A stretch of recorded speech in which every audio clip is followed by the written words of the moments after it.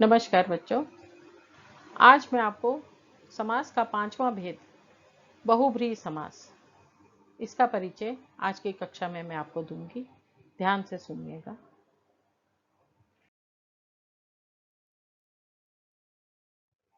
बहुब्रीहि समास, इस समास में कोई भी पद प्रधान न होकर अन्य पद प्रधान होता है। मतलब विग्रह करने पर नया शब्द निकलता है। पहला पद विशेषण नहीं होता, विग्रह करने पर समूह का बोध भी नहीं होता। तो इसकी पहचान आपको पता चल गई। ना इसका पहला पद विशेषण होता है, ना हम इसका विग्रह करें तो किसी समूह का बोध होता है जैसा द्विगु समास में होता है, और एक कोई अन्य पद ही प्रधान होता है। कोई और पद, ना पूर्व पद ना उत्तर पद, दोनों पद प्रधान नहीं होते, बल्कि अन्य पद प्रधान होता है। जैसे बहुब्रीहि समास के अंतर्गत शब्द का विग्रह करने पर नया शब्द बनता है या नया नाम सामने आता है। जब भी आपको मतलब कोई विग्रह कर रहे हैं और एक किसी का नाम स्ट्राइक करे तो वह बहुब्रीहि समास होता है।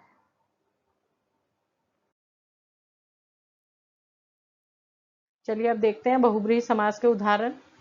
त्रिनेत्र, तीन नेत्र हैं जिसके, अर्थात शिव जी। आपके नया पद कौन सा सामने आया? भगवान शिव। चतुरानन, चार आनन हैं जिसके, अर्थात ब्रह्मा जी। पंचानन, पांच आनन हैं जिसके। एक दंत, एक दांत है जिसका, अर्थात गणेश जी। दशानन, दस आनन हैं जिसके, अर्थात रावण। लंबोदर, लंबा है उदर जिसका, अर्थात गणेश जी।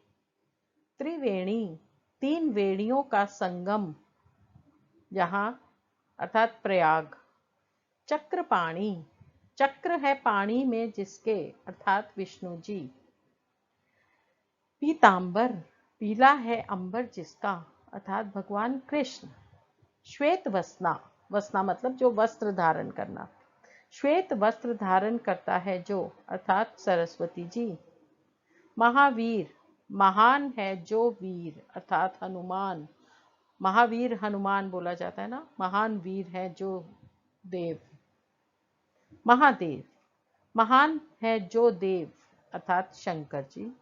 गिरधर, गिरी को पर्वत को धारण करने वाला, अर्थात श्री कृष्ण। मुरलीधर, मुरली धारण करता है जो, अर्थात कृष्ण।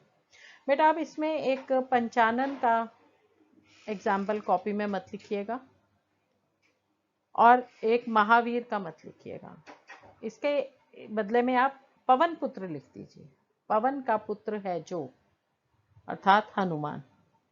और पवन पुत्र तत्पुरुष समास में भी आता है, पवन का पुत्र। ये सब हो गए हमारे बहुब्रीहि समास के उदाहरण।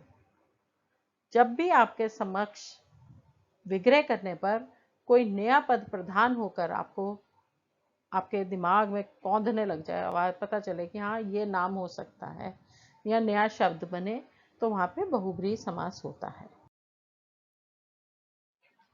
बेटे आज हमारे समास का पांचवा भेद